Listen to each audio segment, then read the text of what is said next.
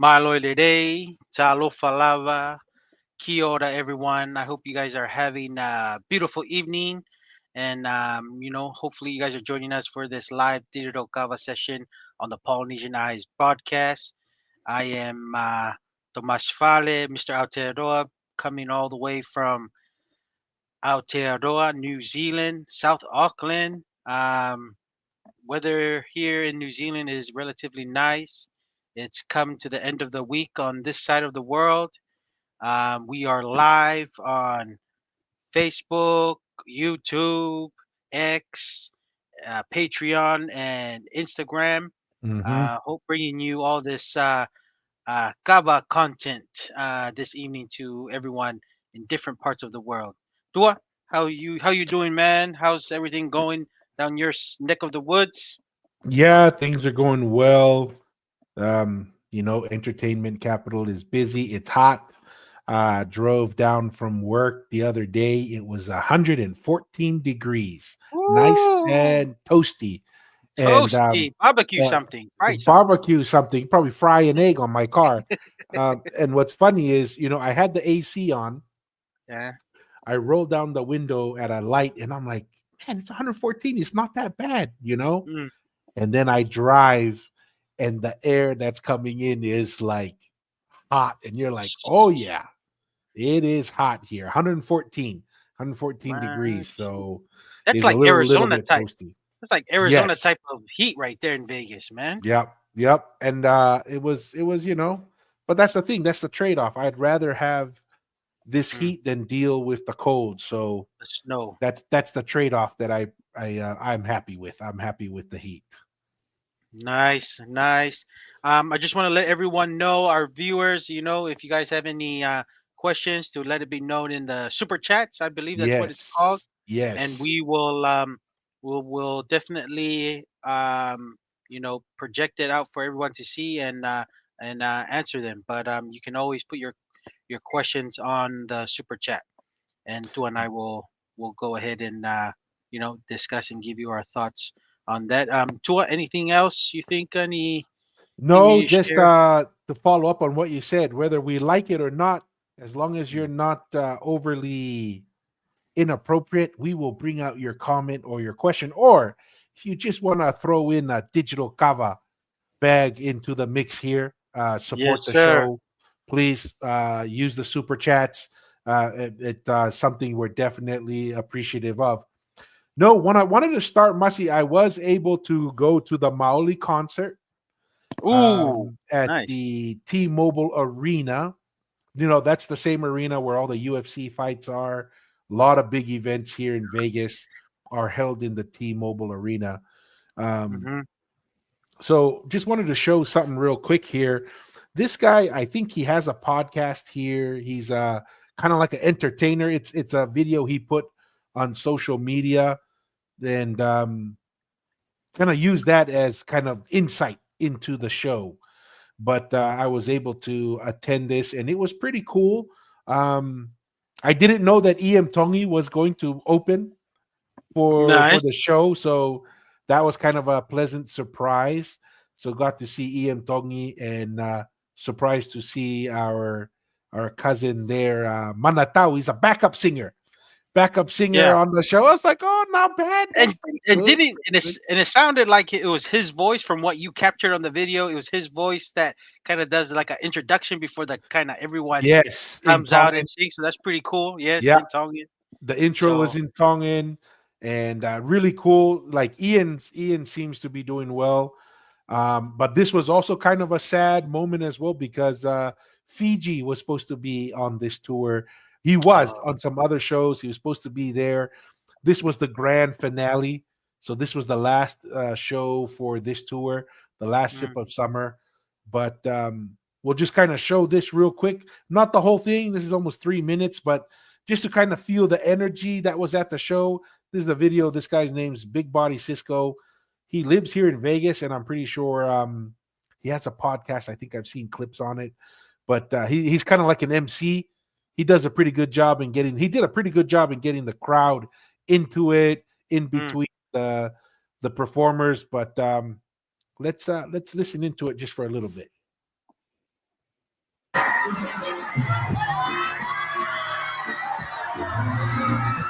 Like I said, it was pretty full. The whole arena. About 90% full right there, huh? Yeah.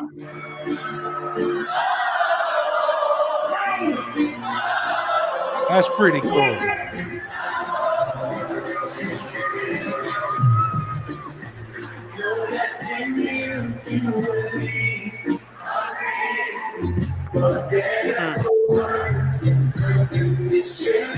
Pretty cool. We actually had some pretty good seats. You know where we were, Masi?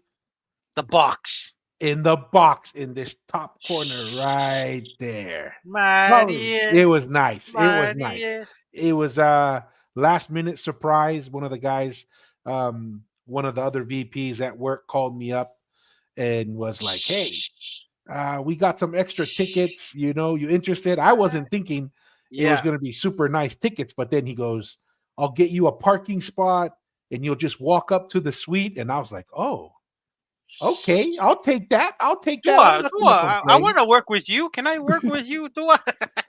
Any openings at your work that I can get some bucks tickets like that? Well, Masi, I guess it's one of those perks. I guess I Yeah. appreciate it, but you know, the one Yeah. that I kind of regret a little bit What's up? was my previous employer not taking the private jet. I should have just taken that. Oh my goodness. That was, remember, I've been I telling should you, have. Yeah, I was. you I don't know. know. Like in the moment when I was in the company, I was like, "Oh, yeah, maybe if I come in," because yeah, I had to fly into Ohio, and then anywhere around Ohio, I could take the private jet. You know, Nice. but I was like, now that I think about it, and I had such a good experience because I haven't gone to a lot of concerts, man, but Yeah. this was a nice experience. You Mm. come in, you know, there's food on the Yeah. tables, you know, or the buffet. There's the Yeah. drinks, the sodas. We didn't drink the alcohol, so the other people that were there, they Uh-huh. loved it because they just get all the alcohol. They drank all the alcohol.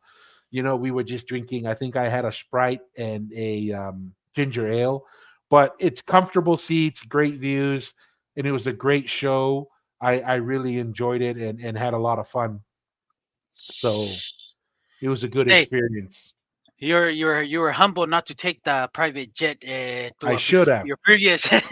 I should have. Like at the moment, I was like, "Oh no, it's okay." But when the CEO of international company says you need to use the private jet so that you can get to the projects quicker, Eh, I should have just said, "Line it up, yeah. send it over to the to the airport, and I'll line up my trip." But yeah, water under the bridge, No, water that's under pretty the cool. bridge. No, that's pretty cool, Tua. Thanks for sharing that. And that's kind of, we can also touch on that. Fiji passing away, another um very recognized artist in all of Polynesia, and maybe even outside of that, the whole Pacific Islands. Any, if you were in the island somewhere in the Atlantic Ocean or even in the Pacific Ocean, man, Fiji was there. And Was it? yeah, was it. And then I would say maybe artist that's kind of Polynesian artist that's kind of on fire. I would say it's Maori right now. Would you The- would you A say, or hundred is there percent, some? hundred Yeah. percent agreed. The first thing I would say is I think I don't know before we go to Maori because I agree 100%. I don't know if there's been a Polynesian artist as talented as Fiji, in my opinion, right? Mm, Like just he could sing reggae, he could sing R&B, he could sing ballads, yeah. he could hit the high notes, Yeah. he could do Polynesian chants. The Yeah. guy could do everything. And then I didn't realize this, but he's written a handful of songs for some really successful singers and stuff. Wow. So good at writing. And I don't know, if we'll ever see someone as talented and really elevated the Polynesian genre of music, right? Or talent. And then, like you're saying, I think the person who's taking it to the next level is Maoli. Like Mm, I think he was on Good Morning America. Um, Obviously, he's the first Polynesian to headline at T-Mobile Arena, main event. Main main event. Yep. event over there. So, like, he's definitely, and it's what's cool about Maoli is he attracts a lot of the country as well. You know, I think it's from Big Island, so being what do they call it? Paniolo, the Uh, cowboy. the You Hawaiian know, cowboy. the Hawaiian cowboy. So it was kind of cool when we were at the concert. How many cowboy and cowgirl hats we saw out there, and how many Wow. palangis. It wasn't just Polynesians. There Mm, were there was a good representative of palangis who are there because they love the country music mixed with the yeah. reggae. So really, really positive. Quick comment here, real quick from our buddy Maka. Maka Rockstone says Malo Malo Ngotama catching the live from work, but we'll have to catch the rest at home. I should be prepared my lesson for Sunday. Okay, tau toksoki. Hey, malo, Rockstone. Malo ngawe. Keep up the good work, man. Um, once again, like, subscribe, share the live, also on the videos. As Mussy shared, if you have a specific comment you want us to highlight, or if you just want to contribute to the show and to the program, super chats readily available for everyone Yes, to sir. use. The next thing we wanted to talk, we have an interesting topic today. Oh, Oh, Mussy. no, I was gonna say, I think I've seen that guy's broadcast, Tua, that guy that's you were mentioning that was kind of being the MC kind of thing for the concert. I think he's living in California from what I've heard, but he I don't just he know. just moved to Vegas. Oh, okay. See, I have Yeah, okay. All right. That's yeah, pretty cool. yeah. He So he's just part moved of to the Vegas. He's he's in. part of the He's Calif no, he's part of the California migration out of the state, eh? Yep. Yeah. Yep. Hey, interesting story. And I didn't know this, but I saw a clip from Big Body Cisco's podcast because I think he has a studio here in Vegas. I saw him do a video where he bought some office space in downtown Las Vegas area, Oh, and he's nice. like, "Oh man, I can't believe we're gonna have a studio right here in downtown Vegas." Kind of saying, "Who would have thought?" But he was sharing. Remember, Dog the Bounty Hunter? Yes. Yeah. So Dog the Bounty Hunter on one of the episodes was trying to find this guy's brother and showed up at like the field. They were either doing practice or something in the field. Anyways, he was telling the story that they were on Dog the Bounty Hunter and they ended up suing Dog and they had to remove that episode from online because I can't remember what exactly he did that they said they were suing him. Oh, because they were looking for his brother, but then they were interacting a lot with him and some Mm, other people, and they didn't get their permission to allow them to show them on their the faces. show. Oh, So okay. Interesting. yes, Interesting, man. I had no idea of that background story. yeah. So there's a little bit of Dog Bounty Hunter crossing paths with Big Body Cisco. Big My Body idea. Cisco. My idea. That's pretty cool. Speaking about the T-Mobile Arena, that is where they do UFC, right? The UFC in Vegas. That's where they have their fights. And Mussy, what have you heard about the UFC in the Tongan Parliament? What have you heard about that Yes. UFC fight? It's pretty going viral. I say for I guess all of Polynesia because I did have a coworker who was who was of Ha'amoa descent. Even she said she saw this, so it's pretty going viral to everybody. What's happening in Tonga? And then some of my comments I just laugh because I'm just saying, hey, they're just going back to what their ancestors used to do. When you're tired of talking, you just let it settle with physical Mm. punishment. Whoever can inflict the most physical punishment, sometimes that tends to work when you get tired of talking. But apparently there was a disagreement, or not disagreement, but like I guess somebody didn't like somebody's tone, and the other person was giving threatening that want to fight and stuff, and then somebody acted on their threat, and then the other person tested his threat, and then the other person didn't make it or something. But that's about it. That's kind of my interpretation of that dua. No wonder why they can't get the high schools to stop fighting when we got the OGs. We got the OGs still fighting. Maybe this is a replay of, remember when we read on William Mariner where Tui Halafatai was in Fiji, right? In the heat Yeah, of battle, it comes yeah. back, Mm, finds Tonga entering into civil war. Tui Lakepa, Mafila Kepa was just in Fiji Yeah. for the Tuilao. So maybe he was getting in touch with his ancestors, with his ancestors, the warriors, like you're saying. And Yeah. Piveni, I don't know what Piveni Picala's heritage is, but obviously Tongan. But From I have Vavao, a from from my Vavao. Oh understanding, yeah, from Vavao, but Ulkalala, he lives. Ulkalala, eh? Yeah, but he's living in Haatejo and representing Haatejo constituency mostly. So not a Spice. good sign, not a good sign in well, you want a representative that also has the brains and at least can, if you start a fight, can at least fight. But at least we know he's a talker but not a doer. Yeah. Eh? Well, we're talking about talkers versus doers. We're gonna watch this video first. I was gonna show the UFC fight first, but we're gonna see this video because he's a talker, and let's see what he says. This is probably an interview he did before the UFC showdown in Parliament, Okay, and okay. let's see what he says here. Let me turn on the sound. Oh, come look at this. Technology. I said that. Technology.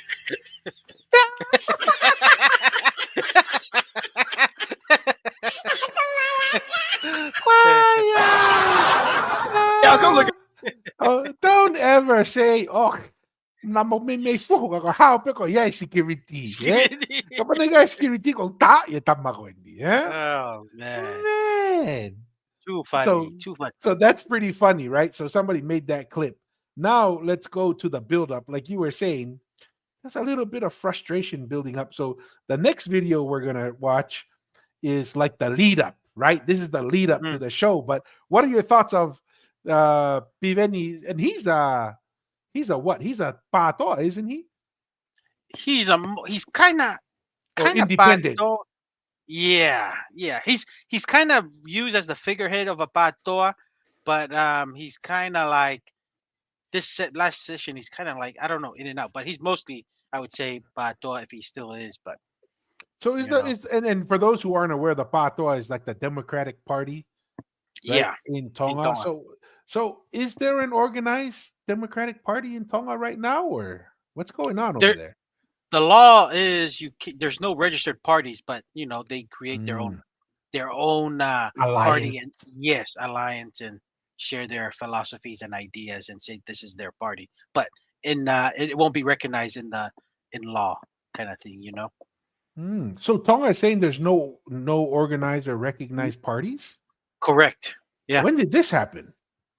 That's always been a thing.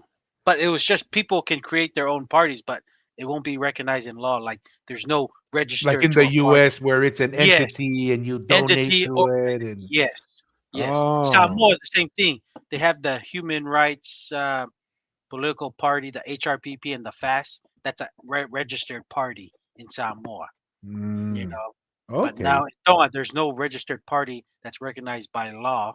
It's just that people can create their own party and just create it like a club, Kalapu. Yeah, kalapu kind of thing. Kalapu, eh? Yeah, Hmm. yeah. We need to tell Piven to come and join us on the live digital kava session. Dude, that'd be Maybe awesome. maybe we can work on first the debating skills, and then after the debating skills, we'll work on the head movement. The head Yeah. movement. But this is the lead up. This is the lead up Taria to me it. page pure ke upanga uri ko ni. Kai hawe tala mai ke ai ko ha o fa kaure ka. Fa kaure ka fe. Fe kaure ka fa. Ai hu mai panga uri o. Ngau ke tira tulak o tamde ya ya. Aku tu pu. To tanga ta ho. Kai ngā lere i pēn koe ki ia hatai whare ne ke me whitu. Uhinga ke hanga fa lolo ai me. Kai pa Ake tau pare uhinga malua lo. Uhinga malua lo ke hanga. Kai la. Kai ka ta pala lu. Ai tu ke kai la ka ai ha. Mo me pilan.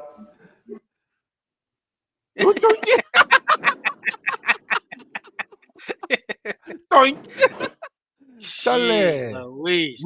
Rookie mistake. Don't run into the fight with your head first.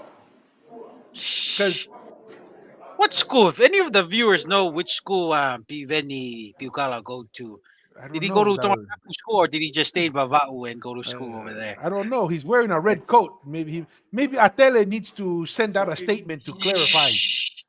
No, whether I this know. guy- I know maybe no, Atene has good fighters, but maybe Piukala's To'u was very hefu.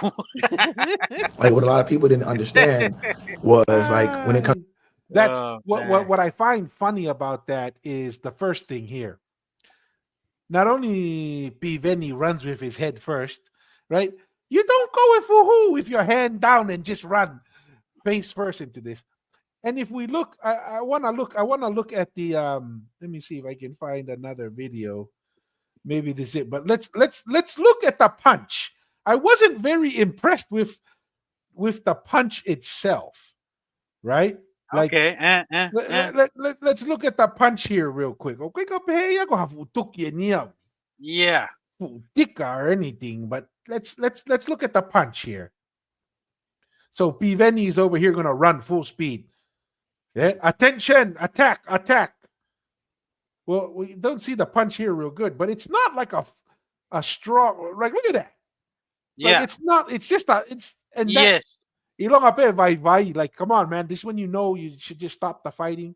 You're Yeah. getting. Even I feel like I'm too old for fighting, man. Like, Yeah. someone would just push me over, but mahalok na po vare loa he fuhuka go. They're the first ones to fight. Eh? maybe these guys, they didn't fight enough where they were young to be like, oh, you know, like Mm. fighting is a dangerous game. The two guys who probably don't know how to fight are the ones who fight as old men. I don't know. That's my 2 cents. That's your yeah, okay. Okay. Looking at the guy in the red coat, he runs over, says he wants to fight. He runs in with his head first, hands down. And then the other guy, it's not even like a full punch. He just goes like this, and this guy falls down. It's like, man, Navare lo hefu. No, he I was don't just know. testing. He was just testing. He's like, I'm just gonna throw a little jab. You know, the fight is never you never throw the punch the hardest. You always it's a little jab, and then he just find out, oh shit, mate siya na for tugi mama He was surprised. Even he was surprised that his Tuki. Number one, I think that Noble was surprised. Number one, that his punch landed, and then number Yeah, two, yeah. it was enough to drop him. I think that's the one to I think that's the one because usually when you go and start a fight, it's a little test. Foul, but I took malohi, but you know, but no, it's funny. I mean, you know, it's funny, but you know, hopefully we can use the ideas, especially like what you said to when you come to a certain age, just use the ideas to Hey, make the yo. Let the you use ideas fight. ideas to fight. Yeah. Hey, all right. Coming up, Water Bears, Malo and Maukava. Malo and Hey, Malo, Water Water Bears, Maukaba. in the super chat. Couple comments here. He says straight up gangsters. What's up, Tokos? Water Bears, we're getting ready for the UFC in the Tongan Parliament. And Water Bears also says the scripted NFL is beginning soon. Eagles will repeat. Oh, yeah. Well, Water Bears is. Ooh. Hey, Bears, I thought you were a Chargers fan. Aren't you a Chargers guy? Chargers. I thought it was Rams. Was it Rams? Rams. Is it LA Rams? So Water Bears, no, he's just being as the head PR person. He's just giving his unbiased perspective. Opinion. He say, Maria Water Bears. So, yeah. So, anyways, kind of interesting. Mhm. A lot of excitement going on Tonga, on the parliament. I thought it's only the high schools that have a problem with fighting, but I guess it's even the OGs have this problem. But what do you think, Basi? Do you think, there's some people who say, oh, this is embarrassing. Some people just laugh. Some people just say, oh, that's just the way it is. What are your thoughts? In my idea, in my thing, I don't think it's a big deal in my thoughts. I don't think, it's just, I guess for somebody who really follows Tonga or maybe see Tonga for this, I mean, there's a lot of, to me, I mean, I would think a lot of, especially like debates of two prominent people, because these people are prominent because they're elected and stuff.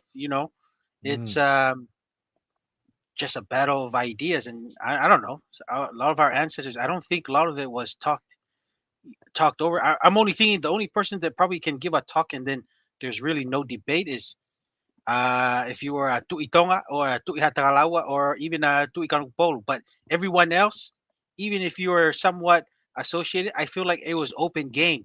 You know, Tupo Tupo the fourth or Tupo the six is not there. It's not giving. He's just he's in the outside, letting the government process take its place, and people are just gonna kind of go at it with each other. But like I said, a lot of back that's just me. I think it's just sometimes the ancestors instincts just kind of take over, and you're tired of talking and just go. But like I said, does this help for this is me and my motu thinking. I just said it. Oh, just I beg it fool. But it's not a good look when you want to have international, like I'm thinking broader when you think outside of Tonga, when you want to, Investment and all that if you other want stuff. investment, you're having a proposal to send for a project that you need some countries to invest in, in the project or even aid. There's going to be some questions to see how stable the government of Tonga is if their politicians are fighting in their parliament. So that's just me. There's like I'm kind of mixed up to. I'm kind of like if I'm as a Tongan kid or just thinking like you know thinking with my island kind of thinking. I'm just saying, just let them fight. It's just part of how we used to do it back in the Mm. days. Let these two guys go at it, and whoever wins, we'll go with the one who dropped the other guy. We'll go with that guy. He must be right then.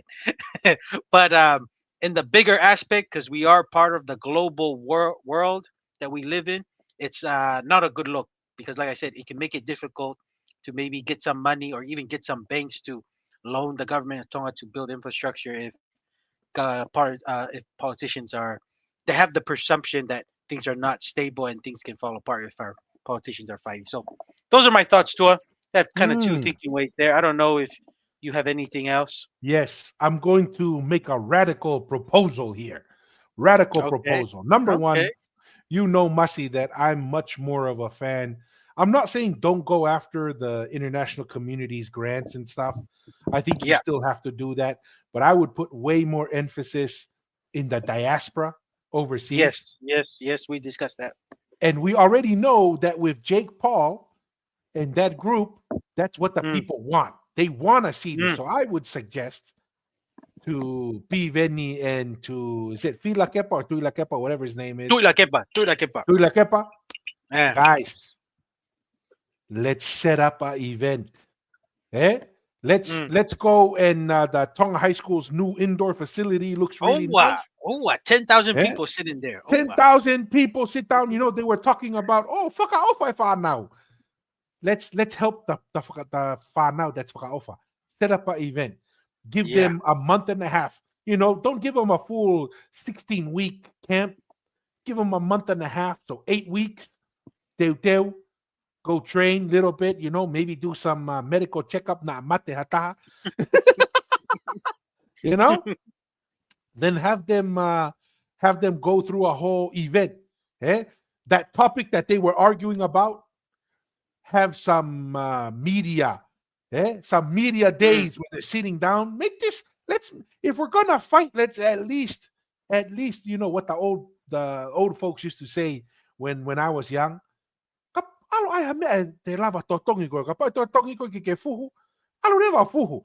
Mm, obviously want to fight, and we mm, obviously want to see it because it's going viral. Everybody's mm. talking about it. We need to take a number from Jake Paul and set up an event. Set up an Monetize it. event. Might as well. Monetize this, man. Hey, Mm. we'll even share our platform, have them debate, have a media day, come on here, and they can both talk about how they're gonna beat up the other guy. We'll probably only make it like 2 rounds. I don't think they're and gonna get past 2 and rounds. I say wear UFC gloves and just go at it. Eh? Oh wow. Oh, I think what we'll do is the first 2 rounds will be stand up only. The third round only grappling because they'll be so exhausted. They're not gonna fight. They're just gonna roll on the ground, and then after that, we'll take the tickets and give it to the whanau go whakaofa that they were talking about. But let's Yeah. make this something that will ke aunga, eh? Ke aunga Mm. na fiefuhu. Obviously, they didn't fight enough when they were young to get that out of their system. Too funny. Too funny. But it's Okay. also, I mean, to me, this is evidence of. I also take the position, Masi, that it's also a reflection of the people in Tonga. That's who they Mm. voted for.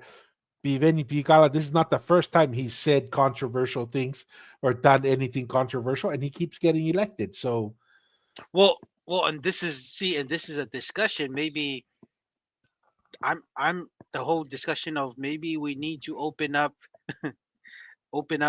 Tonga's election for Tongans who have valid passports that live overseas that are willing to make you know to vote. I don't know. yeah. Samoa is opening that up, Oh, and I'm just saying Has Samoa opened that up for sure, or is that still in the proposal? that's still in the proposal. But I think it was to if you have a Samoan passport and then you go to other consulates or wherever the Samoan consulates are or And you embassies, vote there? you can go vote.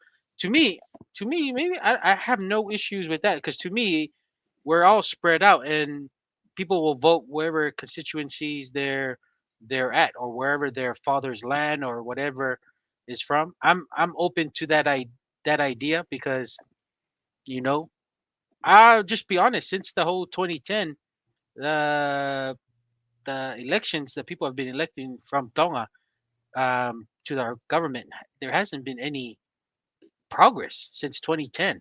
So No. that's just my thoughts there. There is another proposal of maybe only letting people vote who have land titles or who are going to inherit or who are the heir of lands in Tonga that they should only vote because they actually have land. But you know, I don't know. That's just my thoughts there. I think things need to be open up in my thing, and I think you have to have you can't just be a Tongan passport holder for because you can't get a Tongan passport if you're non-Tongan. You you gotta add another criteria of having heritage or blood, some kind of Tongan blood with the passport, and then if you live overseas, wherever you live, you make the effort to get to the consulate or the embassies to vote in the elections there. Because 2025, Tonga should be able to kind of keep up with the world. They keep saying it's a money issue, but I'm telling you, you give Mm-mm. me that idea, I can do a proposal for the government for free, and I can do it for free if we can get. I'm telling you, even the U.S. or Australia would fund a proposal like that every election year. They would fund to allow Tongans from overseas that they can count their votes where Participate. would participate. We're in 2025. We're not in the 80s, 70s, 90s even. That we can definitely hang what the world does, especially in to me. And that's another thing with the I would say with people who are the patoa, people who are very trying democratic. To me, that's a democratic process that I would support. I'm a Mm. traditionally follow the king and the nobles and keep it how their authority. But this is another democratic process that I think it's healthy because the ones living in Tonga haven't been making the right choices. I would say, and we can see just even the quality of life hasn't improved that much since 2010, since we've gone a little bit, gone the more democratic way, allowing more representatives in government. That's just my idea, Stuart. I don't know if Yeah. you This if comment you goes think along different. with your thoughts, Masi, if you want to read it out from Mo. Mo, like my uncle always said, the A's left Tonga and only the B's left. I want to vote. My idea, Mo, I would agree. I would agree. I wouldn't say all the A's. There's still a lot of good people in Tonga. It's just that they're not being utilized, and a lot of them are just doing their own thing. Um, but to me, I think you gotta expand it. You gotta make the politicians work harder. A lot of the politicians are not really working that hard. You get certain people to vote and some things, and then that's it. I do think the political process, there people in government are not working as hard for their votes. We open this up. There's a lot more critiquing. There's a lot more questions, and it will help everybody because the Tongans from overseas are just as Tongan as the Tongans living in Tonga. You know, That's just my thought. So I agree with Mm. Mo there, but those are my thoughts. Either you open it up and have a heritage um, for people to vote in Tonga, or the second one is only allow people who actually are the heir to the land or who are titles of the land, not leases. Not a lease; it's actually heir to the land, or you're a land title holder in Tonga. So one of those two proposals, I think, will be good in the demo, and that's one thing I would say to make it more democratic that I would support in Tonga. So Malo Mo, I agree Mm. with you. Malo. Yeah, for What's your me, I thought? think I'd be open for a passport holder, right? And Mm-hmm. that way you could use that identification. You'd have to show Yeah. your Tongan passport to vote, and they could match it in Tonga if they wanted to validate a vote, right? Because Mm, they can just say, hey, they don't have a record of their passport, they can't vote. Um, and I'm another reason why I think I'm open to it as well, Masi, is once again, I'm a big proponent of whatever we can do to engage the diaspora overseas is a mm, win for Tonga. If it's voting, if it's vacations, if it's whatever it is to connect Tongans back to the motherland, I think there's positives not just for the voting, but also just economically, socially, and just overall for the island kingdom. I think I'm open to it. I haven't mm. thought much about it, but I don't see any real negatives. What would be a big negative of it? And I don't think, Would besides you? maybe too many people voting and they're not living in Tonga and affecting them in Tonga. I don't know. Maybe That's that's the probably only real negative. that's well to me that'll probably be that's some of the concerns because I've shared it with this idea, and they said, oh, now because there's actually more Tongans overseas than living in Tonga. But to me, I don't know, a person like I'm just thinking of the when they people when they have a kavenga for something in the village. I mean, the people in overseas will always contribute just as much as the person that's on the ground there. So they're gonna want what's best.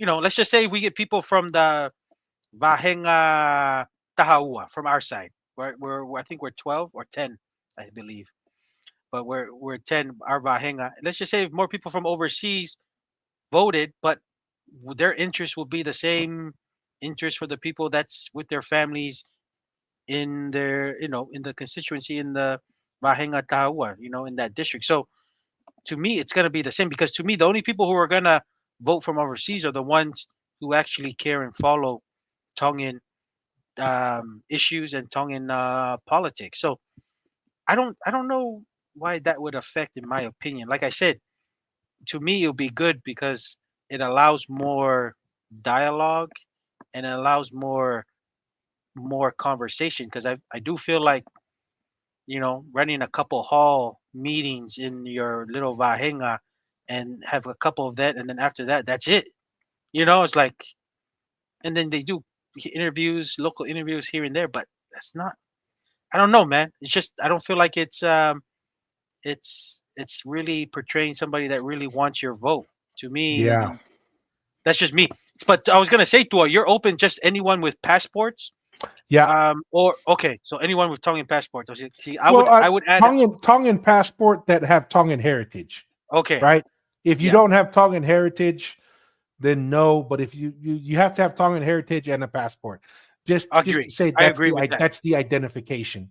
Yes, yes. No, and I agree too, because I think you can get, non-Tongans can get Tongan passports, but like I said, I agree with you on that with the Tongan heritage. You got that. To me, those are the requirements. And if Mhm. we can't do that, at least somebody with land in Tonga or who's the heir to their land should vote. So one of those two, I'll be okay with. But that's some of the concerns. They say you have more people that influence that live outside their communities. But I'm just saying, the people who live outside their communities, they follow what's going on in their community back in Tonga, and they're just as involved. They're just somewhere else, but they're involved, and I feel like that's just one way that we can communicate between the whole extended kainga who we're gonna Yeah. vote in. because if you're living in Tonga and the ones tell you overseas say, "Hey, I don't know if this one is good," they're like they'll just say yes, yes, but then they vote somebody different. I don't know. Yeah. I don't know. That's what I'm trying to say. I'm just saying these are the kind of things that happen. It's the same thing when we send money to Tonga to do this, and then it was spent on doing something else. It's just like the voting. Some people Yes. overseas like, hey, I think this guy is a lot better, can do a lot of things. You say yes, yes, but when it gets to the ballot, they vote something different. But when you have the same kind of vote that you can influence, there's a lot more dialogue, and then there's gonna be an intent for your families that live in Tonga and just say, oh, we'll discuss maybe this one's better. There's some real intent and genuine intent to maybe vote for the better candidate, because when you Hmm. don't get good candidates, you get Bukala wants to fight everybody in the parliament, and he's the representative of Ateo. Maria, what was it? The Haseo Crusaders? But yeah, Yeah. that's just my thoughts there, Tua. Okay. Yeah, that's interesting. We'll see how things go there. And this next topic I want us to take a look at. Now that we're talking about this, could be something that could be directly related to why it's important to consider having diaspora have voting rights, is the deep sea mining that's going on or being proposed. Mm, So, you know, Tonga's Minister of Land, Survey, Planning, and Natural Resources, Dr. Uhila Moelangi Fasi, they're talking about the agreement to, what is it, the metals company? The metals company, a Canadian mega company, huge oh wow. company. And Tonga announced updated sponsorship agreement for Tonga Offshore Mining Limited, which is a subsidiary owned by the metals company. And apparently, according to some of the things I'm seeing online, is the Tongan people overwhelmingly oppose deep sea mining. I don't know how they came up with that conclusion that the Tongan people are overwhelmingly against it, right? Yeah. It says here, despite a resounding no from the speakers' debate, and I think the speakers' debate is they had a certain amount of people just Mm, coming in and shared their thoughts. This is by no means a comprehensive vote.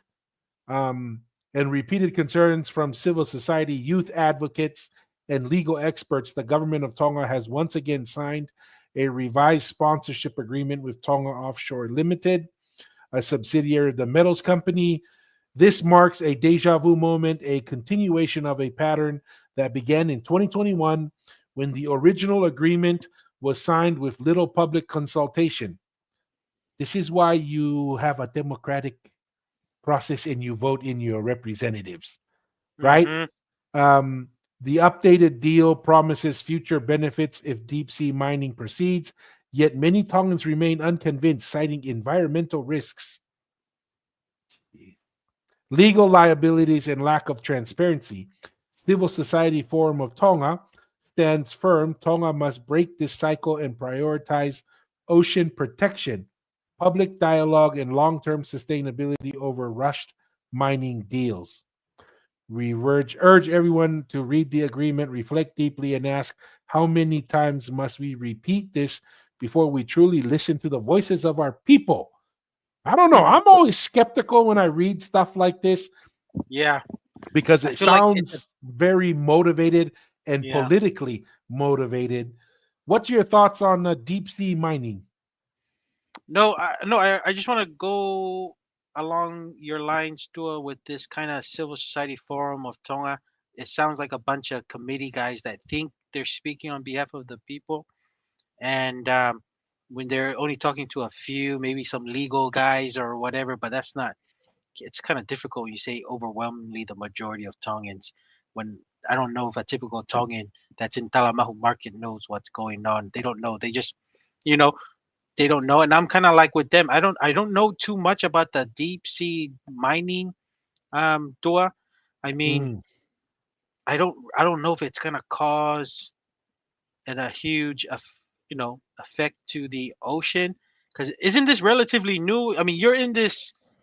Do you have any idea with this? Because is it part of this energy sector of No, mining? Like, they're mining for like precious metals and rare minerals and stuff is what they're looking for, like gold, maybe cobalt, or so forth. And dude, this is just a renewal. They haven't really done anything, in Yeah. my opinion. So it sounds like they signed it in 2021, just saying that if something is viable, that Tonga will get a piece of the pie. Yeah, to me, it's I want to learn the process because I don't know what's the effect. Because I mean, dude, we drill oil from from the top of the ground here, and we know what that process looks like, and we get energy. And to me, it's there's some if there's spills and stuff, there's accidents that can cause some environmental damage and stuff. But I just don't know too much about the deep sea mining. Dua, is this because this is more relatively new method of getting metals and gold and minerals and all these things, but I'm not too sure. I'm kind of like I'll take a pass on this and just wait to maybe learn more. Then I can give an opinion, but I'm not too sure. I'm not too sure about this, but that's Yeah, just I'm kind of my trying thoughts to there. see if I can find a video that talks about deep sea mining.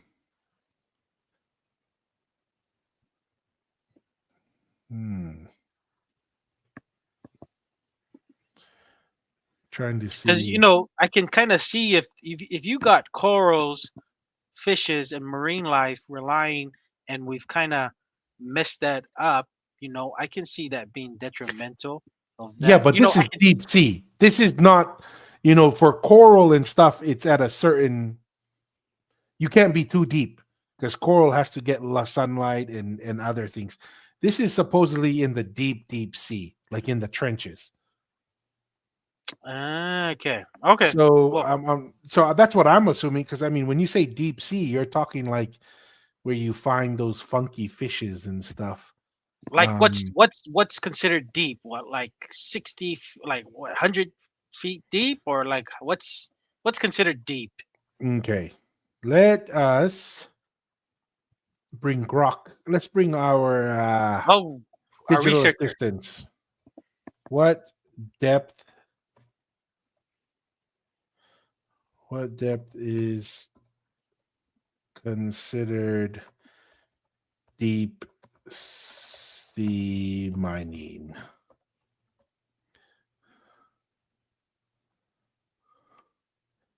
Let's see. Just assistant, give the quick answer.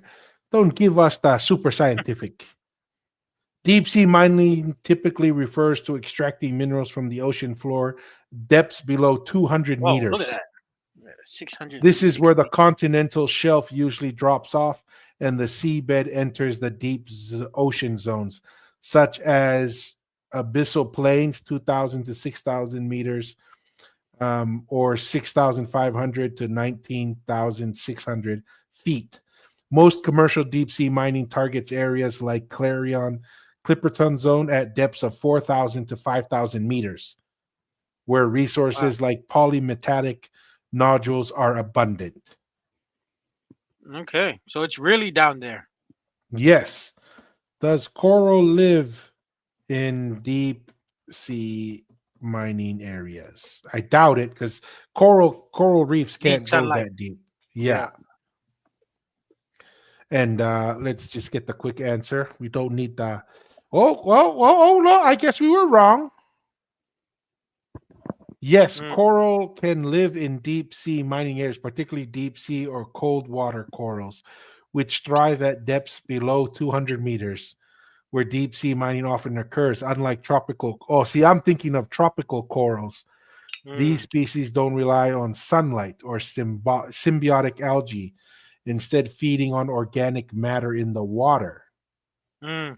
So the remnants that just They float in the form water. complex habitats like coral gardens or reefs in areas such as seamounts, ridges, and abyssal plains, including regions targeted for mining. Okay. However, mining activities such as sediment disturbance and habitat destruction pose significant threats to the slow-growing fragile ecosystems. Data is limited, but studies suggest deep sea corals are widespread in some mining targeted zones, raising concerns about biodiversity loss. Okay, I guess it's a fair concern. Yeah. Well, and that's another thing. The data is limited, so I'm kind of like it's the same thing with my opinion. I just don't know too much, and you wanna, sometimes if we don't have the technology yet, it's better to wait a little bit longer before we can do it. I don't Hmm. know. That's just my take. To me, it's just want to be careful with those things because, like I said, if there is coral and there is ecosystem there that kind of cycles through to go to, you know, that gets closer to the surface, we just want to be a little bit careful. But like I said, once we get more data, we can make a better conclusion. Decision on that. Yeah. Okay. So yeah, so I guess that's fair. That's fair. I guess the question now So becomes, oh, go ahead. yes, do you want? Well, I was going to ask you that question too. What's your thoughts? Do it now, or maybe just wait to learn a little bit more about maybe the effects of deep sea mining, or I don't know. What's your thoughts? I mean, I want to know how common is deep sea mining? Because it sounds like, the Cook Islands is already going full blown. Mm. How common is deep sea mining? Yeah, I mean, I'm open. I mean, I don't have a strong position per se. I was initially thinking this is so deep it won't really have a huge impact, but it sounds like it will have some things that we need to take into consideration. It's not widespread and remains largely unexplored. Oh, okay. Yeah, then I guess it's fair to have some legitimate concerns. It's still Mm. an early technology. Okay. Okay. Okay. So Yeah. yeah, maybe you know what they always say, I don't want to be serial number one, meaning I don't want to be the first one. I don't want to be the experimental one, right? Yeah. Like just a lot of risk. So maybe that's where the Tongan government needs to focus is, yes, we're open to it. You want to keep the door open, but you Yeah. also don't want to be the testing ground, right? Where Yes. they're using Tonga as the experimental process, The where guinea they'll pigs. come in. Yes, they'll use us as the guinea pig here, trying to use us as the guinea pig and then destroy our environment and then go do it nice or do it well somewhere else. So, okay, I'm a little bit more open, but I'm also that it doesn't change my perspective that they're, taking this against the will of the people. Yes. Not sure that that's totally accurate either, but it Mm. sounds like unproven technology, still early in the game. There's good Yeah. reason to be somewhat cautious. Yes. Well, it's just how we drill for oil now. It's so sufficient. It doesn't really do much harm because that thing really goes deep in the earth to extract the oil that we have. And I feel Mhm. like once we can better understand that, hey, I'm all open for, there's resources there that we can use. And it's just Mm. extracting it is making sure that we can do it safely and stuff, but not to the point that we can't, you know, if there's a little something there that we can't drill somewhere because something's there. And I was like, then you don't get the license to do it. I say, yeah, I'm like that. I'm just saying we just need to Be be careful smart and about it. be smart about it. That's all. No, that's fair. That's fair. So one of the things that comes out so we talked about the UFC, we're talking about all this other stuff. One of the things I wanted us to kind of react to, I'm trying to see where I can find this. Where is it? It is how did I lose this thing? Facebook. I wanted to look at there was a video that was shared talking Mhm. about Tonga going back to pre-2010. Pre 2010. Okay. Yes, and kind of like the pros and the cons of that. And I think one of our usual, let me go see, it might have to go here. Hmm. One of our usuals on the show shared it and said, hey, if you guys wanted to make some comments on this. So that's what we're Okay. gonna do here, real quick. Let me, So one of our viewers gave us a recommendation to give yes, our to kind of thoughts. Okay. comment on this. Yes. So this is from. Let me see his name. Legrand. Okay. Legrand Maretti. He's a usual Okay. for us, and obviously it's got a picture of Tupo the Sixth.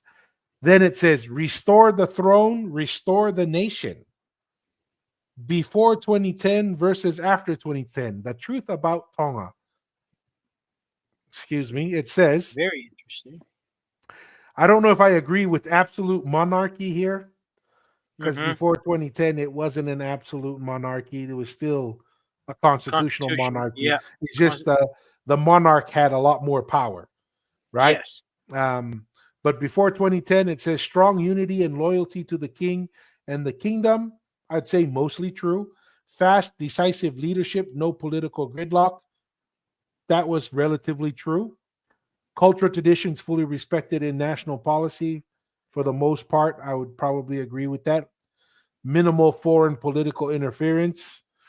I don't know too much if I can say yay or nay on that. And Tonga known as the most stable Pacific nation. That was very true. Mm. Anything here you kind of disagree with, Masi? Mm. Oh, shoot. My bad.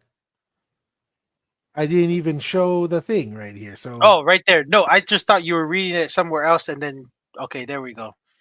There we go. Yeah, we can see it. Perfect. Tua. Um, I have. I don't know if it's something I agree with those, but I'm trying to think because the king has always maintained its powers. It's just allowed the government to make the calls and appointments, right? But I don't mind. I know some of the changes the government has or the king is doing at the moment. It's just returning like the foreign affairs mhm. ministry.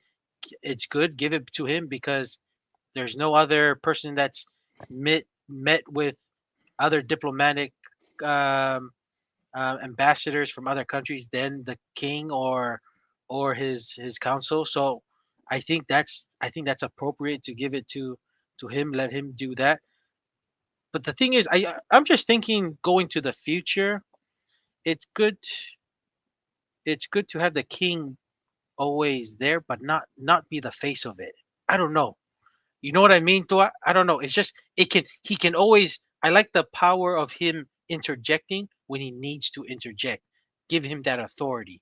When we're going a bit too crazy or whatever, dissolve or whatever he needs to do, or he can interject and provide his advice. But I don't know. I just feel like there's a certain thing I want when we do our especially our domestic stuff of picking prime minister and even the like bad or for good we can say it's on us. That's what I'm trying to say. And if there's a mistake or something, because like I said, we're all human beings. There's gonna be times in the future, and I'm seeing this in the future. If there's gonna be a mistake and something, and then everything's gonna, people are gonna blame Yeah. this person because he's the face of it, right? I'm just saying, let the foreign affairs give it to the king. The military, let the king. That's his bread and butter. He will do all of this, but he will have the same political authority when he needs to interject when things are going way off or whatever. He can interject and do appointments and stuff if somebody's found for being corrupt or whatever inappropriate behavior or whatever. Then he has the power to do all of that. But for like picking the prime minister and the prime minister picking the appointments, let that be its current system now because that's on us. And then the king can interject when he needs to be because he has that political authority. And I feel like there's a powerful sense of that, and that's more sustainable in the very long future. That the king is has the same authority. He can do things, but not be the face of it. And I feel like there's a certain I don't know, it's like a perception. I feel like it's healthy. I don't know, Dua. That's just me there.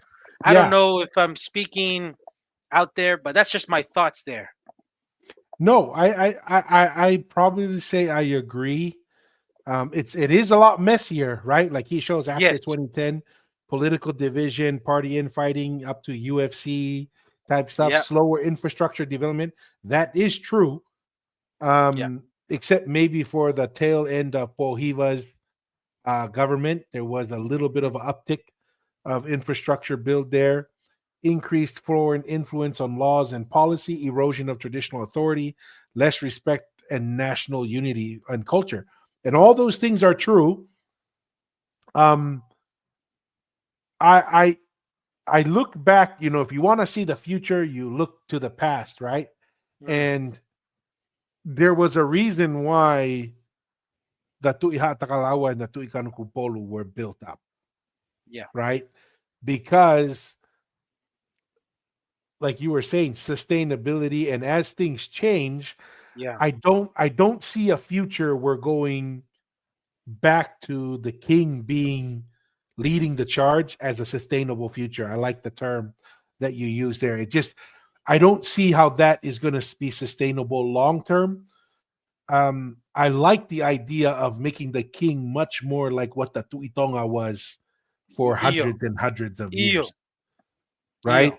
Where there's administrative, political stuff that is kind of left up to the certain people that are elected to run the government. And he kind of has a more soft power or indirect power to, like you were saying, intervene when needed.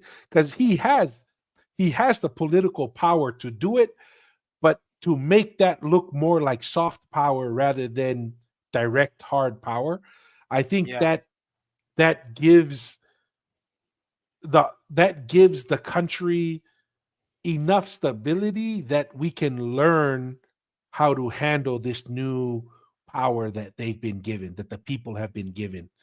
So I would probably say, looking back on how our ancestors structured power, this seems to be very similar to what the Tu'itonga did, right? Took a higher position, elevated, didn't deal a lot with the day-to-day, but obviously had a lot of power and influence to really impact or influence decisions through soft power. And so I kind of like that approach as well. And I think it's also good. It's messy in the short term. Yeah. But like you said, I think it's more sustainable long term. Yes. And I feel like if we can change the election laws, allowing like what we discussed earlier, I think it will make it less messy if we get capable people. It can be really messy when you don't have capable people in those positions. So that's just my thoughts there. But like I said, I don't know, and it's just I just don't like. I'm not a fan of having the king being the face of a lot of the criticisms if things were not gonna go as planned as thought, when he has, like what you said, total control of the whole political authority. Give him all the powers, but he's the one that can intervene at any time. That's just my thoughts. And then anything foreign affairs and the military of the country, that keep it within him.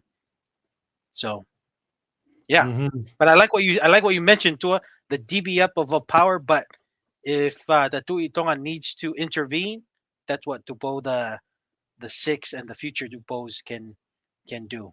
Can exercise. Yeah. Yes. And I just, I don't think it'll be good also for the nation or the royal family to try and go back. I just don't see any major benefit to that. And honestly, if I was in the royal family, I wouldn't want that, right? I wouldn't, like you said, the risk and the responsibility and the expectations. You're not going to get a lot of recognition when things go well, but you're going to get a lot of eyeballs when things go bad. Yeah. Right. And we just look at how things are going now. I just, like you're saying, it just doesn't make a lot of sense. Like, a lot of people always talk like, oh, the royal family, they live off the people and they're so rich. Yeah. I was like, I mean, do they do decent? They do decent, but I wouldn't say that they're making a killing. Yeah. There's a lot of Tongans who go overseas and make a lot more money than the royal family, Yeah. right? They just don't. The biggest difference, the biggest advantage that the royal family has, but primarily the king, is technically all the land belongs to him, right? Yep. And the nobles, the layers. But The apart from titles, that, all the titles yes, too, essentially belongs to him. yeah, So he holds what makes you, and this is the thing. People who talk like that about the king, they either don't like to be Tongan, or they have a personal vendetta or something. But they have they have no understanding that there is no Tonga if the king it loses his ability to be king right now. Like I said, he is the reason we have titles, and the land is because of him. So if you don't, and that's the thing, probably it's a lack of understanding of history. Those people who talk like that, in my books, I don't know. That's just my thoughts there. and that's the thing is, for the long, let's use this is the prime example. What happened with Piveni and Tuilakepa, right? Mm. That happens in the modern world all the time. That's what the modern world and the West and democracy brings to the table. In Tonga, that's not always what we are used to seeing. And Yeah. why is it? Because our ancestors for thousands of years were organized by hierarchy, and everybody understood their role, everyone understood where they fit, and everybody performed to the best of their ability within their role and their responsibilities within society. Mm. When you start throwing fists like that, it's because number one, you forget your role, and number two, you're not focused on doing your role, and therefore the chaos in society. And Yeah. so, that's something that I think we need to kind of be very mindful of, is let's not all just jump into something because everybody else is doing it. We need to, like we're talking about the deep sea mining, right? Yeah. Hey, it could be an opportunity, but let's just sit and watch and Yes. wait for the right thing. And this is the same thing here, because I don't disagree with the analysis here. Tonga Yeah. has gotten more disorganized, more chaotic, Yeah. but I think it's a necessary process to help Tonga build what type of constitutional and self-governing experience they want, Hmm. right? And the Tongan citizens have to figure that out. And I think the king taking that behind the stage Yeah. power to give the stability when needed will Yeah. hopefully allow the Tongan people to get used to that power. It's 15 years old, and hopefully listen to the king. The king's come out and he said, pick good people. Yeah. That's what we need. And I hate to say this, but when you pick people like the UFC fighting guys, that's a reflection of the Tongan people. And they Yeah. have to own that, right? They Yeah. have to own that, like you're saying, because who voted for them? The people did. Yeah. Yeah. Oh, and even if you go back, even before this new government came in, the past government wasn't any better. We had one prime minister that was gonna have 5 portfolios all under his name. He- you know what I mean? So that's what I'm saying. I think we can say 15 years.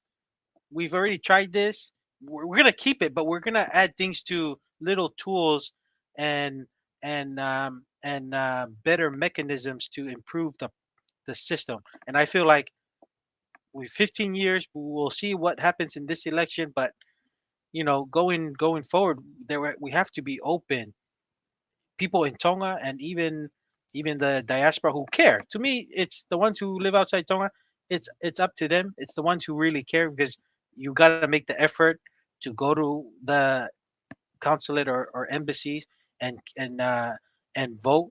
Those are the ones we got to make it. We got to improve it to get better quality um, candidates to get into government, because I know there's a lot more. It's just that, you know, the ones who make the bigger noise seems to be the ones that our relatives in living in Tonga tend to vote for, instead of the ones with good ideas and execute projects and stuff. So, you know, that's just me. To me, the system what we have now is good, but I like it to reaffirm that the king should be our minister of foreign affairs at all the time, and Mm. he still holds he still holds the power to intervene at any time. He has that.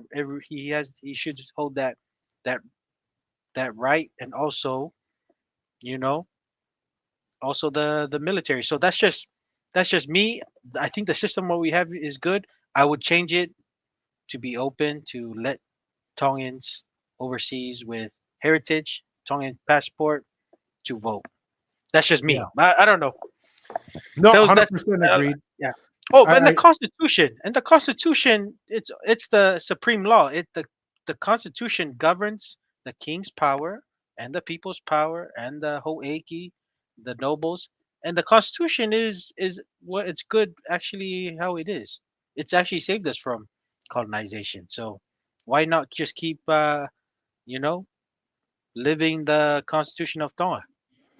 Yeah, and there was something interesting I read a few days ago, and I don't know what you know about it, Mussy, but it had something to do with the former prime minister and certain agreements that he made that he didn't have authority to make. And that was Mm. more a power that the king has. And I can't remember exactly what it was. Do you remember hearing something like that?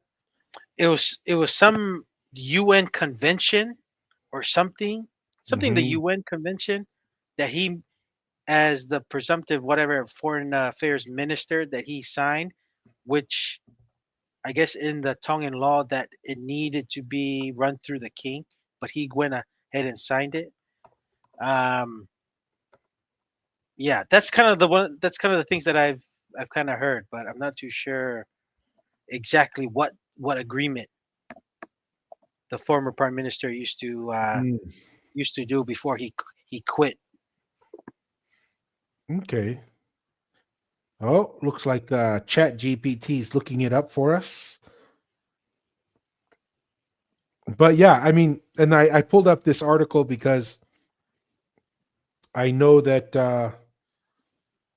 um, you had mentioned here, and I wanted to bring it up that the king is taking over. So it looks like on this side article here that Parliament gave him this new legislation, Good. right? Mm. This August 14th new bill gives king control over diplomacy. Why is the king of Tonga taking control of foreign affairs and defense?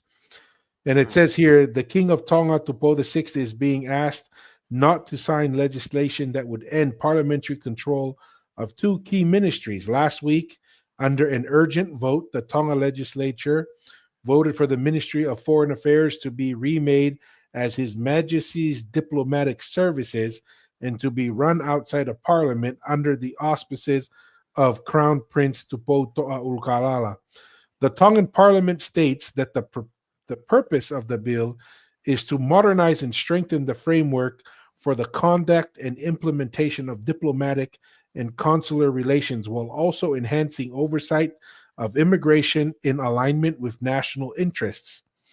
It includes the establishment of His Majesty's Diplomatic Services, creation of the Diplomatic Services Board, administrative provisions, appointment of overseas representatives, regulatory powers, and transitional matters.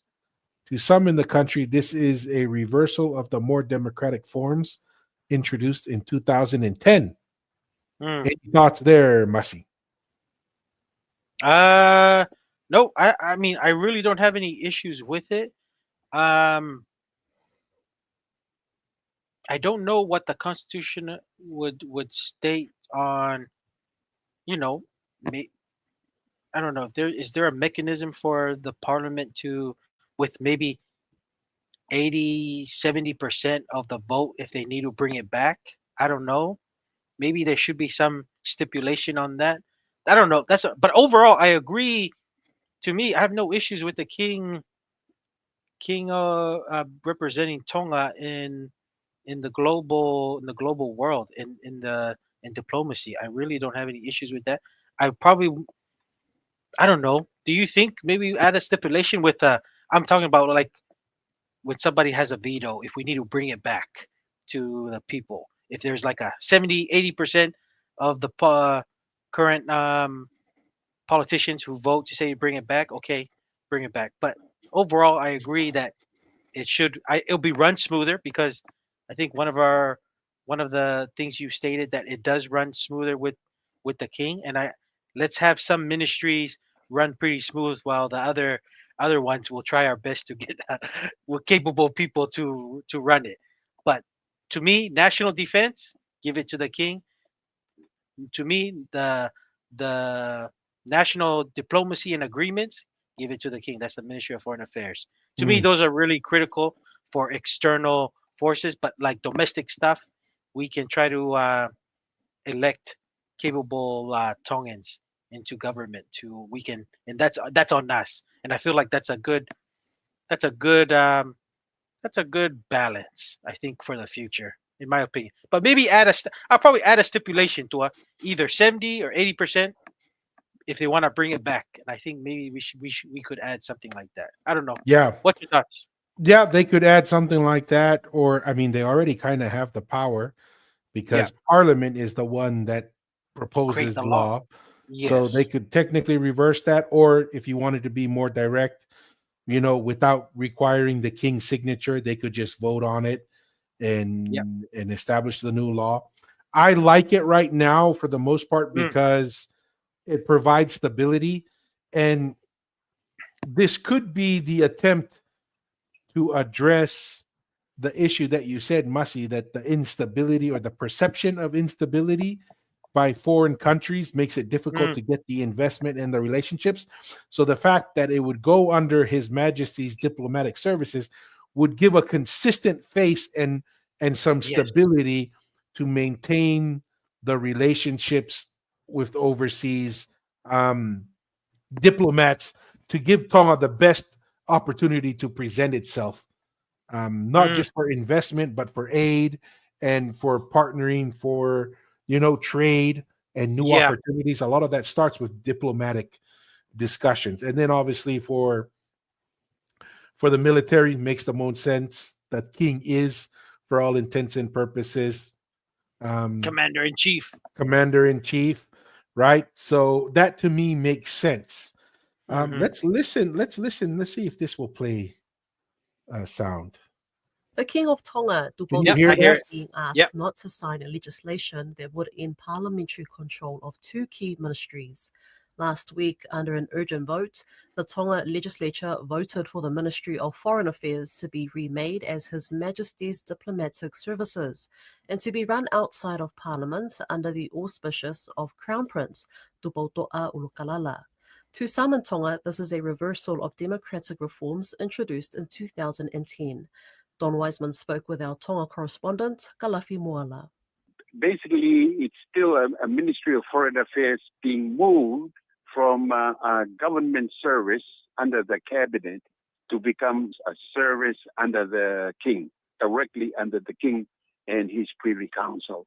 That's the major change that has taken place. In other words, all diplomatic services, all the foreign type of ministry, including immigration, the issuance of passports, all of that have moved from the cabinet or the prime minister's office to become a part of the king's responsibility and the palace. And that's a huge one. And why? We don't know why, do we?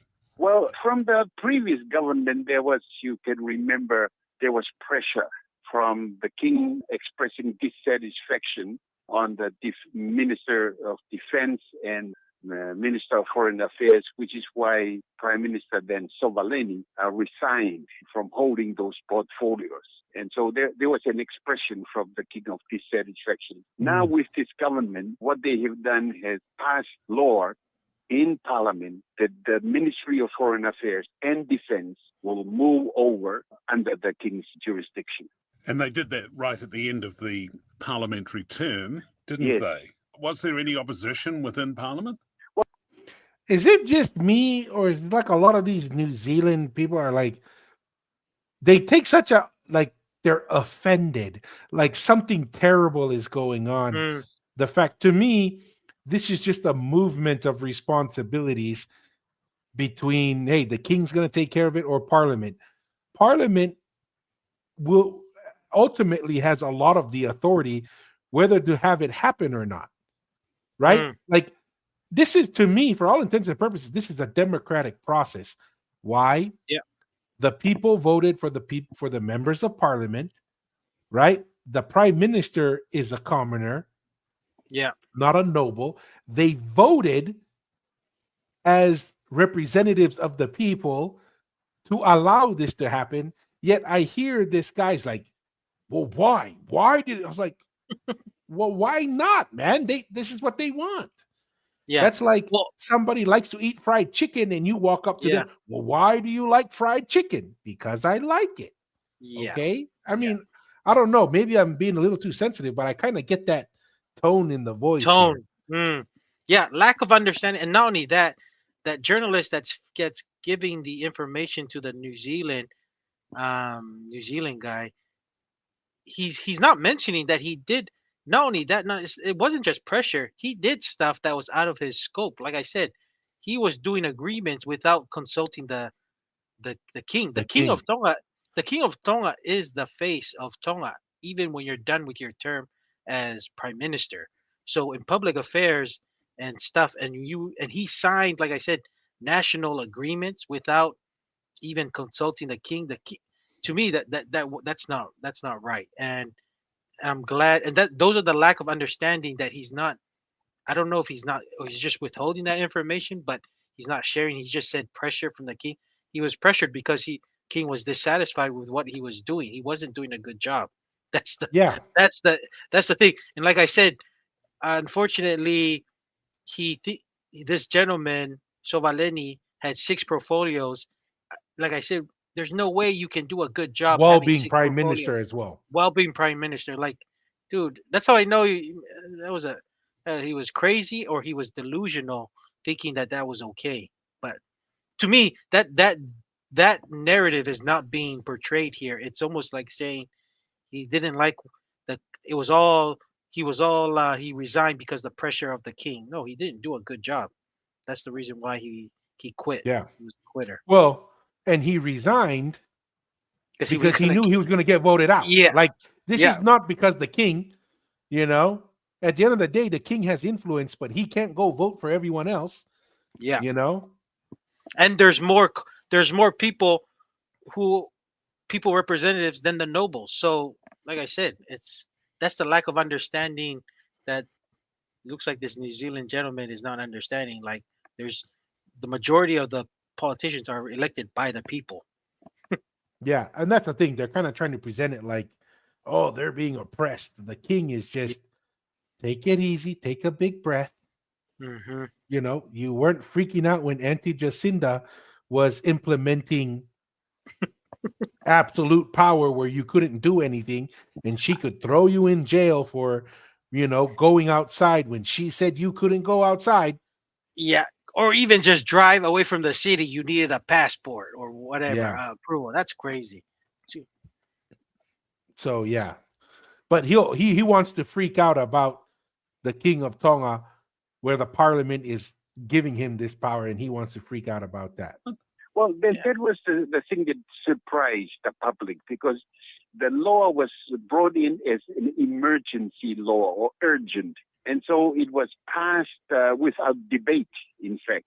And no opposition, no debate was held. It was just passed. And then a press release came out to the public that here is a law. And those of us outside Parliament were just absolutely surprised, because what it looked like is just a beginning of a reverse of the reform that took place in 2010. In other words, that the Parliament would choose the Prime Minister, and the Prime Minister elects his ministers. That's still the case. All the government services. But here, we've got one of those services being handed back to the king.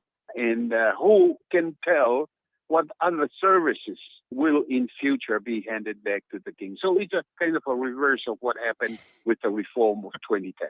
In terms of the Okay, I have a little bit of an issue with that because what happens here in America all the time? Nobody reads the dang bill and then they vote on it. Sometimes they do it in the middle of the night, right? Yeah. And they pass it through, say it's an emergency bill, a continuing resolution, an omnibus. We need to fund the government, but it's 3,000 pages long and it does more than fund the government. Relax. Like I kind of don't like the tone that's being shared here, right? It's like, oh my gosh, this monarchy is out of control. I'm like, okay. No, You this is know? what happens. This is what happens when you Faramotu from Tonga Tapu and Faramotu from New Zealand. Two shit. It's like it's ridiculous. Shit. Yeah. No, and that's the thing. And they act like different branches of government taking over different roles is like Yeah. something unheard of. Just like, USAID, USA. Yeah. That used to be its own little thing, and then the president and the secretary of state said, nope, you're not going to do your own little thing. You're going to come back to the State Department, and they eventually cut it. It's like, this is not like some secret maneuver to take back Tonga to the, dark ages. And it's like, oh, the people were surprised that, they passed it without debate. And, in the middle of the night emergency, please come to America and watch how they pass the budget and all these other things. It's the same thing. Remember when Nancy Pelosi said, we have to pass the bill so we can see what's in it. See what's in it. So I just think it's kind of hilarious here. They're kind of like, oh my gosh, it was the people were shocked. I guarantee you 90% of the Tongans didn't even care. He that just this happened. It's him and his crew that he's acquainted with were shocked. That's the Yes. real story. That's the real story. Because you go to the average Tongan, they're probably like, oh, the king. What's the difference between the king and the prime minister taking care of it? Yeah. No big difference to me. Yep. Interesting. of the Very interesting. Ministry of Defense, what's happening? Well, the Ministry of Defense, of course, have always been under the king's jurisdiction, and we do have a constitution clause that says the king can't declare war without Parliament's consent. So the king have always had a say with the Ministry of Defense, but the minister was an appointment of cabinet. In this case, it would be direct appointment of the king as well as the Minister of Foreign Affairs.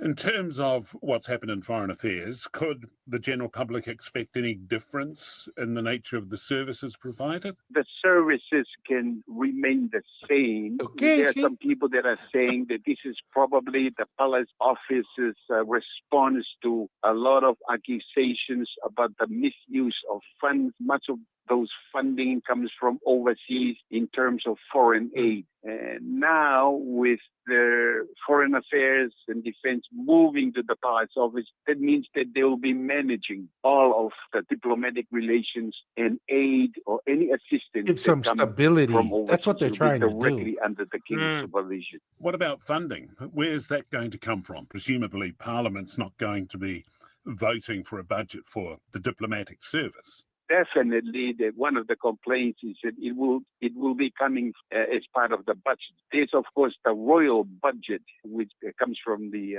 budget, the king's wages and all of that. But this, with the Ministry of Foreign Affairs, of course, it will come in from the budget, the national budget, as part of our services. It's just it will be supervised by the king instead of the prime minister. It's a remarkable situation, isn't it? There's not going to be a peaceful coexistence, is there? What kind of question is that? It blows. Why is this guy giving talking about Tonga? He seems like he has no idea about Tonga. It's a remarkable situation that a ministry will move with its budget. How is that some remarkable situation? And a budget that's approved by who? Parliament. So it's not like the king is given like a blank check here. See, this is the kind of stuff that just, I don't know, man. Like, This is really, and then there's not going to be a peaceful coexistence, is there? It's like he's trying to say the king's gonna declare martial law and Yeah. and take over, and I was just like, and then it looks like he's gonna say he agrees with it. I don't know. Anything to add, Masi, or you want to jump back into it? No, just keep going. Definitely not, because as we speak today, a public petition is being handed over to the palace office in opposition of this move. The petition calls I can speak for on the that. king to please don't sign into law Okay. the legislation that will come out Once of he finishes Parliament. this So that's section. Okay. the petition that's going into the palace office this morning. But I think what a lot of people Oh, it are looks like afraid you'll of say is who's just the it petition. seems to be a regression or a reverse of what happened in the pathway to democracy that happened in 2010. And even though we've had some struggles with that, but this seems to be a direct act of reversing that. Who's behind the petition? Who's leading that? The There we go. petition There's is that. really brought in by the Democrats, actually, the followers of Akilisi Pohiva from the Akelea. But it's gathering a bit of support from the public. The interesting thing is some of those in That doesn't Parliament sound were strong realistic. supporters of the 2010 reform. But when this legislation came in, they all voted for it. So there's a lot of very strange things happening in this country now. You know what he reminds me of? Yeah. It's like when people say it's only democracy when you vote for what I want. And when you don't vote from what I want, then it's not democracy. I don't know. Go ahead, Masi.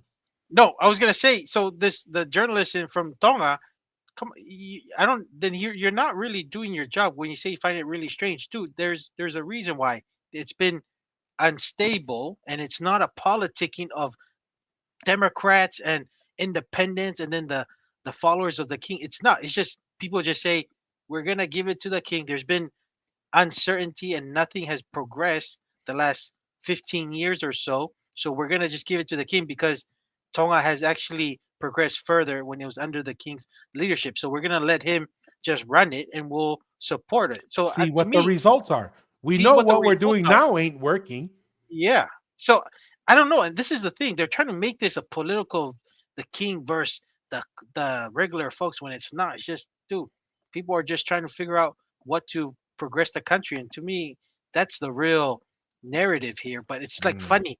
You like trying to pick this very strange, like even the people who are the Democrats, the Patoa, they voted for it because, dude, it's not a political thing. They're just trying to figure out what some new ideas and do something different. So it's just funny the way they're doing it. It's like they're either just, I don't know, the journalist from Tonga is just pretending not what's going on, or he's just saw the report that he has to report today and he's just giving his thoughts right then and there.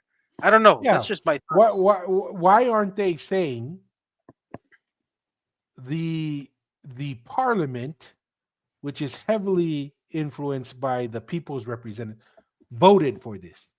Yeah. The whole thing here is being positioned as, oh, the king is doing a power move or a power grab, and this is going backwards. How is it going backwards when Parliament voted for this? Right? Like I'm saying, they only agree that it's a good thing or it's democracy when the votes fit what they think it should be. Yeah. Right?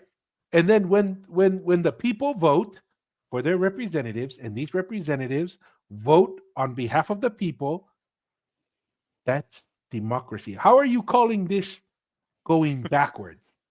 You know, and then I just don't understand it, and I really don't like the New Zealand guys, his tone, and it's like, oh, what? The only way to be democratic is to fit what New Zealand thinks is democracy, right?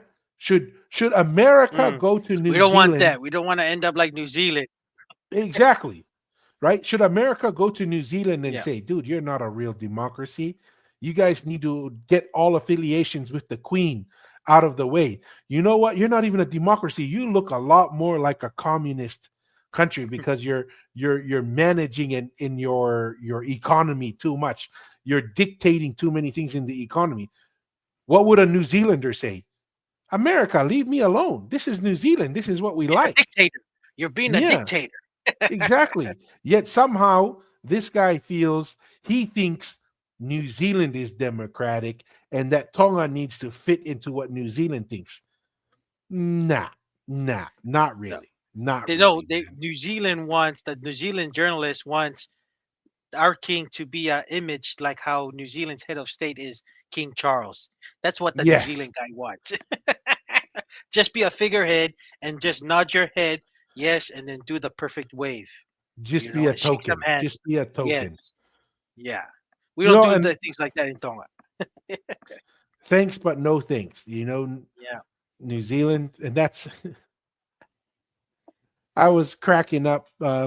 One of the comments we were getting on online. It's a little bit not related to this, but kind of. Some of the Yeah. comments we would get online with, I don't know where it comes from, but I guess we were talking about Tu'itonga and being independent, and some New Zealanders were like, "Yeah, but the New Zealand government's funding Tonga without New Zealand." And then I find out later that the U.S. government gives a bunch of foreign aid to New Zealand, and I'm like, "Wait a minute." Wait a minute. You're saying, oh, without New Zealand there wouldn't be a Tonga, but then you're also taking handouts from the superpowers. I was like, And yeah. no, and not only that, I just watched another show that New Zealand's are like begging some of these American CEOs to invest in the country, and they can get they call it the golden, like a golden fastway track to get a passport or citizenship. So I'm like, come on, New Zealand, you're begging other countries to come and invest in your country, man, because things are not, like I said, things are not going so well because like I said, there's too much social welfare that's kind of hurting the country. If you're not being capitalistic and driving the economic growth, things are not going well. So yeah, here, like I said, man, I don't know where all these guys thinking what's going on, because things are not going as well as they should be in New Zealand. But they think they have all the answers for the Pacific. What do you think? Because I mean, to me, if I put myself in the king's shoes, this move makes sense, right? Mm, Tonga needs to have a engaging face to the world that is consistent. And just imagine how many governments have we gone through in the last 8 years?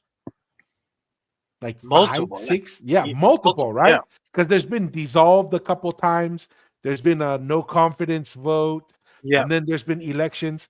So no wonder why we can't get any progress, because there's no stability, yeah. right? There's no stability. And when you're dealing with defense and you're dealing with foreign affairs, this needs stability. And to me, this makes sense. If you're the king, he's like, hey, look, maybe there's some huge opportunities that we're missing Mm, out on because we can't even follow through on some of these opportunities. And that's what the king maybe, and not just the king, apparently parliament agrees with this idea, right? That this is something that needs to happen. So it's just kind of interesting to me to hear these two guys. And then he's like, oh yeah, the public was shocked. How do you know the public was shocked? mm. Right? Like, do you have a national poll or what? Well, what do you do? No, he went like this. He licked his index finger and put it in the air. He's like, people are not happy. Maybe he stands somewhere in Kolomotua or Kolofo'o. He put his finger up. Yeah, people are not happy. Oh man, it's funny. So Mm, I mean, interesting. That's pretty much the show for mm. the evening. Masi, any closing thoughts? Any words No, of wisdom that you have to share, Mr. Ateoro? yeah, no, just a quick closing remarks here. Appreciate everyone tuning in on the live digital cover session on the Polynesian Eyes podcast this evening. Um, you know, my thoughts is, like I said, the culture of Tonga is resides with the king. Give him the power where he has, because he serves as a handbrake. Sometimes when we go a little bit chaotic, Go off as the people rails. off the rails. So let him have that. And at the end of the day, the Constitution of Tonga is the supreme ruler. If you think about it, you can't create if you create a law that goes against the Constitution is going to override that law. And it's the same thing. The Constitution serves for the king and serves for everybody else that lives in the kingdom of Tonga. So that's an important factor that we need to remember. And Ofatu to everybody. Thank you for all the viewers for the comments and suggestions. Always getting some messages from everyone coming to Tua and I. And yeah, going forward, looking for some future guests to come on to have more talanoa. We got very positive feedbacks with Sunny Nathanielu sa Kaba session with us. That was very positive, and we hope to have more of them. And Ofatu, everybody. That's me. Malo tua. Yep, 100% appreciate it, Mr. Aotearoa. Want to share that the show today was heavily focused on Tonga, but this is applicable to all of Polynesia, right? And to all of our people as we go through navigating changes, government systems, that we don't just buy the narrative that a Western mind or perspective just says, this is what democracy should look like for Samoa or for Fiji Mm, or for, or the Cook Islands or wherever. Our ancestors were always pushing boundaries, exploring new things. We should take the new idea and don't just take it and just adopt it wholeheartedly like it is. Take it and say, what are the good things that this idea or this new concept does? And how do I take it and make it in Polynesian? How do I make it take and fit mm. through the Polynesian perspective? And so we're bringing what makes us unique to the table and bringing the good that the world will provide us. Like you were saying, Masi, thank you to all the viewers and the listeners. We've had a tremendous month and a half, record breaking in almost every metric that we follow on YouTube and on TikTok. Speaking about TikTok, we're going to start before every live digital kava session. We're going to, as we're setting up for the show, we're going to do a live on TikTok. It'll probably be between 20 to 30 minutes ish. So on TikTok, if you want to jump on there, if you see us going live, ask any questions, have some conversations, feel free to join on that. And then my last comment is, as we always close every show, stay curious, be bold, and ask the hard questions. Yes, Until sir. next time, peace. Malo.